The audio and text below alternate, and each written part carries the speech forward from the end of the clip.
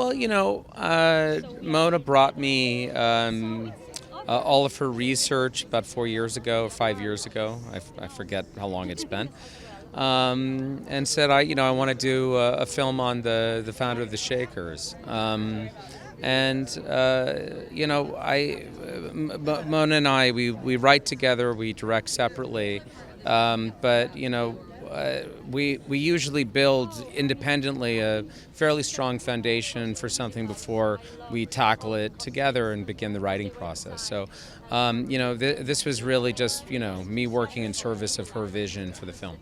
Yeah, well, the Shakers worship through song and dance, so it became sort of a self-evident truth pretty early on that it should be a musical. I mean, there were so many musical sequences that at that point, I don't know, there became, a less and less clear delineation between the narrative and the songs.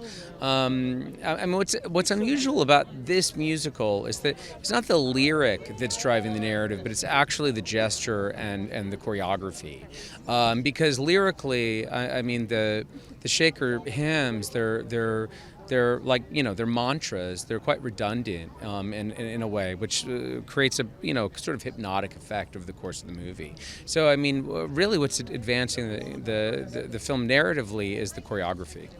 I mean, I was really impressed by everyone. I think that especially nowadays, we're confronted, all of us. I mean, not just young performers, but we're all confronted with our own image all the time, whether it's on a FaceTime or Skype or whatever it is. So, like this sort of reckless abandon is not something that most people feel comfortable with nowadays, especially.